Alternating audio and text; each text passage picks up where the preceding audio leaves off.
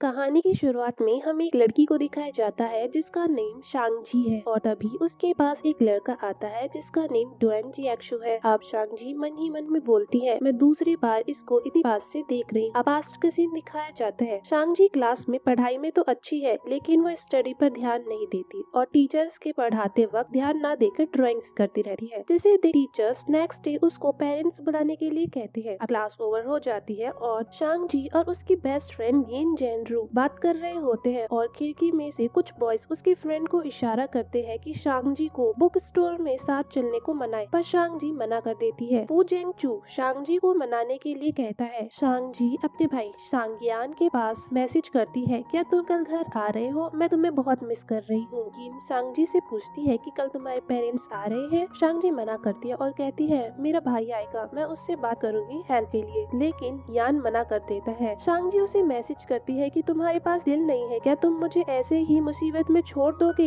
यान हाँ कहता है। अब शांगजी कहती है मैं कैसे मॉम डैड का सामना करूंगी, और यान को कहती है तुम्हें तो मैं देख लूंगी बेवकूफ कुत्ते। और शांगजी घर जा रही होती है और उसे एक पपी मिलता है जिसको वो कहती है कि तुम कितने प्यारे हो, मेरे बेवकूफ कुत्ते भाई से तो अच्छे, मेरी मुसीबत में भी उसने मदद नहीं की। अब शांगजी घर आती है और उसकी मॉम उसे फ्रूट्स यान के रूम में देने को कहती है। वो खुश हो जाती है और कहती है यान आ गया, और उसके रूम में जाती है और वहाँ एक हैंडसम लड़का होता है जिसे देखकर अपना भाई समझकर कहती है तुमने प्लास्टिक सर्जरी करा ली क्या? वो कहता है यहाँ आओ और देखो मेरा फेस सही से फिक्स्ड हुआ या नहीं। तभी पीछे से शांगजी का भाई यान आ जाता है और कहता है तुम इतनी शॉक क्यों हो, मेरी डैशिंग लुक को देखकर हो क्या? अब वो कहता है छोटी डीमन तुमने मेरे पास मैसेज किया कि तुम मुझे मिस कर रही थी, कुछ तो गड़बड़ है। अब यान का फ्रेंड जिसका नेम डुएन जियाक्शु है वो पूछता है ये क्या तुम्हारी छोटी बहन है? यान कहता है क्या तुम इसे मेरी बेटी समझ रहे थे? शांगजी यान से पूछती है ये कौन है? वो बताता है वो उसका रूममेट डुएन जियाक्शु है। जियाक्शु यान से कहता है क्या हम एक जैसे दिखते हैं? यान कहता है हम बिल्कुल भी एक जैसे नहीं। जियाक्शु कहता है लेकिन तुम्हारी बहन ने तो मुझे कहा कि तुमने प्लास्टिक सर्जरी करा ली क्या? यान कहता है तुम्हारा कहने का मतलब क्या है? तभी शांगजी बात बदलते हुए कहती है कि तुम तो आज नहीं आ रहे थे ना। यान कहता है लिटिल डीमन तुमने जियाक्शु को मुझे समझ लिया और उससे मानने लगता है। तभी शांगजी कहती है तुम नेचुरली इसकी तरह हैंडसम नहीं बन सकते तो तुम्हें प्लास्टिक सर्जरी की जरूरत होगी, अपने अगली फेस को देखो। और दोनों फाइट करते रहते हैं। अब यान वापस जाने के लिए रेडी होने जाता है कि तभी शांगजी उसे रोक कर बोलती है उसकी हेल्प करने के लिए। यान कहता है मेरा अपॉइंटमेंट है प्लास्टिक सर्जरी का। शांगजी कहती है ओ प्लीज मेरी हेल्प कर दो, तुम मुझे ऐसे मरने के लिए छोड़ दोगे? यान कहता है मुझे ये भी नहीं पता कि तुम किस बारे में बात कर रही हो, पहले बताओ क्या बात है? शांगजी कहती है पहले हाँ कहो।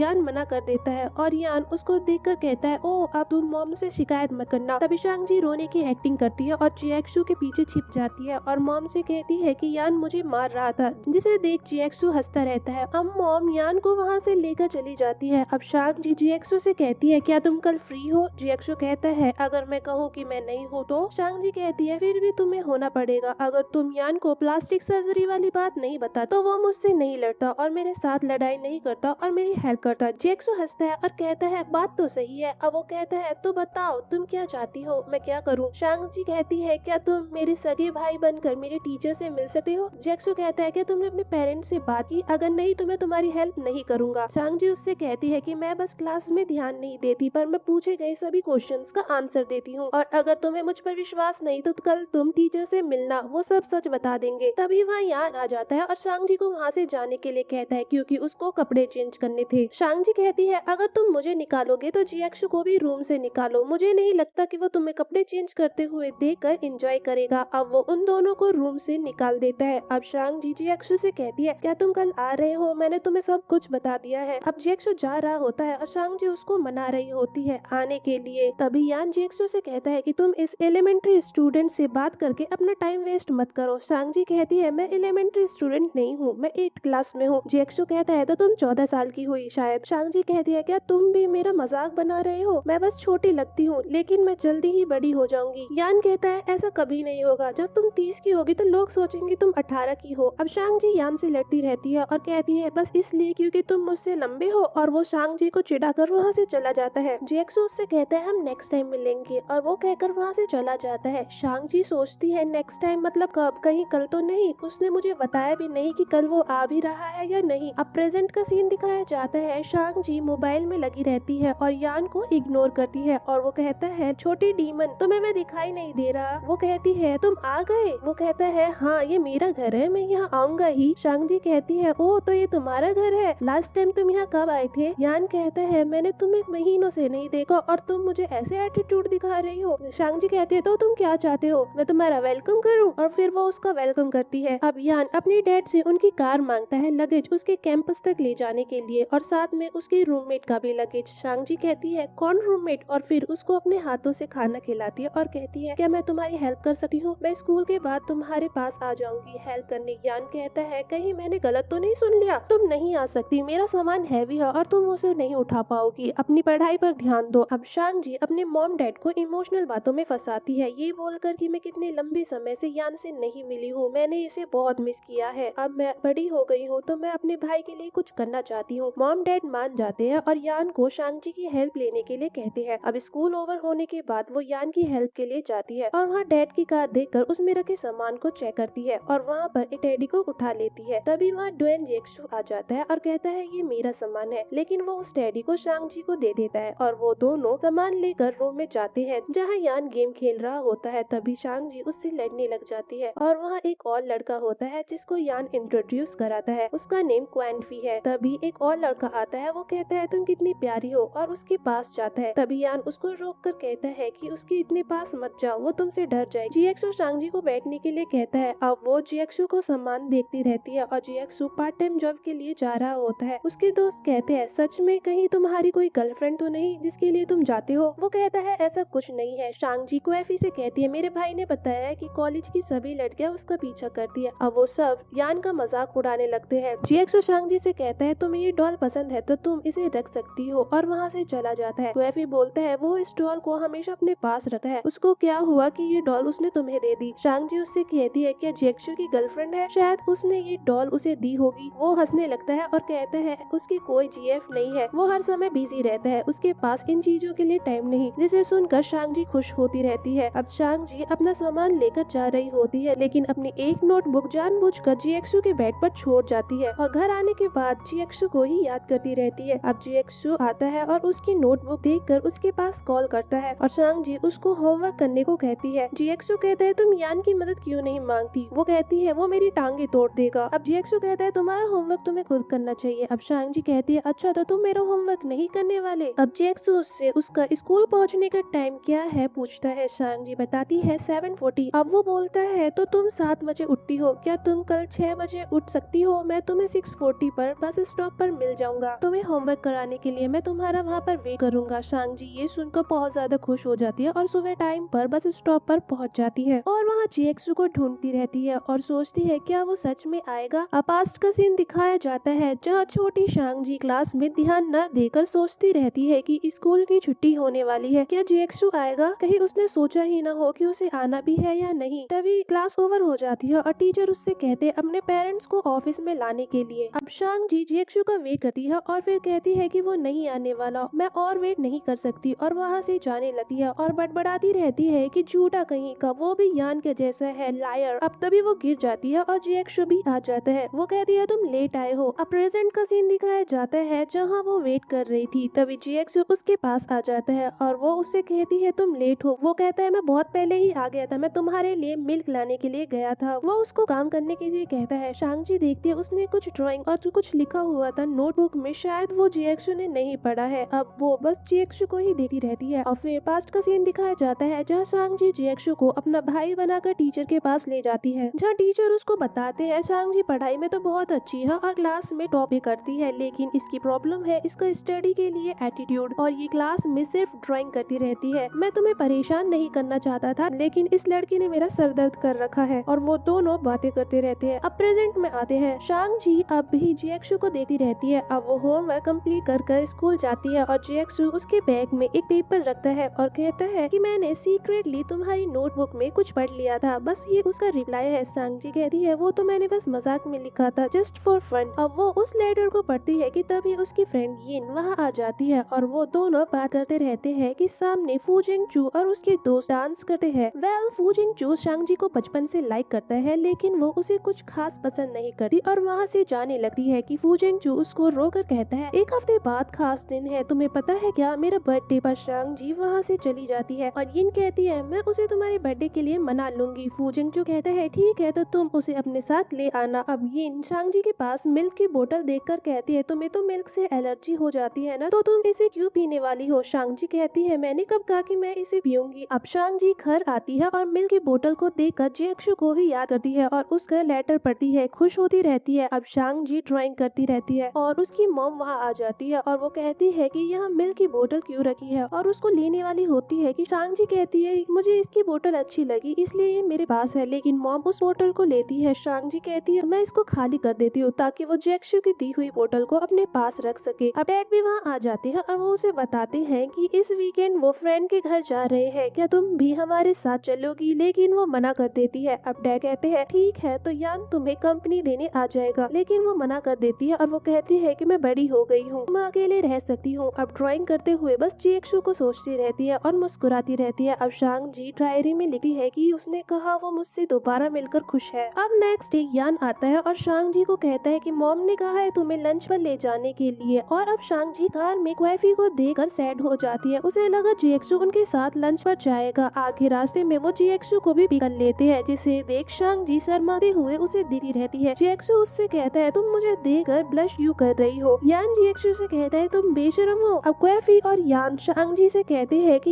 ये बहुत बुरा लड़का है। वो शांग जी से पूछते हैं कि जिएक्शु कैसा लड़का है। वो कहती है मुझे लगता है ये अच्छा पर्सन नहीं है। जिएक्शु कहता है मैं अच्छा नहीं हूँ और हंसने लगता है। अब यान कहता है तुम जाओ मैं कार पार्क करके आता हूँ। शांग जी यान से कहती है मुझे तुम्हारे साथ रुकना है। वो मना करता है। वो कई बार कहते हैं कि मुझे तुम्हारे साथ रुकने दो प्लीज। यान जिएक्शु से कहता है कि वो शांग जी को साथ ले जाए। अब जिएक्शु शांग जी से कहता है क्या तुम अच्छा फील नहीं कर रही क्या। शांग जी उसको वॉशरूम जाने के लिए कहती है। जिएक्शु देखता है उसके स्कर्ट में दाग है और वो उसको कवर करके चलता है और कहता है मैं तुम्हारे लिए स्टे फ्री लेकर आता हूँ, तुम मेरा वेट करना। अब शांग जी वॉशरूम के मिरर में देखती है अपनी स्कर्ट को और कहती है क्या उसने ये देख लिया। अब जिएक्शु यान को कॉल करके बुलाता है और वो दोनों अब जैसे तैसे करके स्टे फ्री खरीदते हैं और स्कर्ट भी। अब शांग जी सोचती है और कहती है कि शर्म की बात है, उसने देख लिया, और सैड हो जाती है। तभी एक लड़की आती है और उसको दोनों चीजें दे देती है। अब शांग जी कहती है मैं उसके सामने कैसे जाऊंगी, मैं उसे फेस नहीं कर पाऊंगी। अब वो बाहर यान को देखती है और वो कहती है ये कितनी शर्म की बात है। तब यान कहता है ये किसने कहा, सब नॉर्मल है, चलो छोड़ो खाना खाने चलो, और उसे पकड़ कर ले जाता है और जिएक्शु नॉर्मल बिहेव करता है ताकि शांग जी को अजीब फील ना हो और उसे गर्म पानी पीने को देता है। उसे ऐसा केयर करते हुए देख वो बहुत खुश होती रहती है और ये एपिसोड से ही पर ही खत्म हो जाते हैं। अगले एपिसोड के लिए बेल नोटिफिकेशन को ऑन पे कर लेना ताकि आने वाली न्यू वीडियोस की नोटिफिकेशन आप तक पहुंच जाए। सो मिलती हूँ नेक्स्ट वीडियो में। टाटा।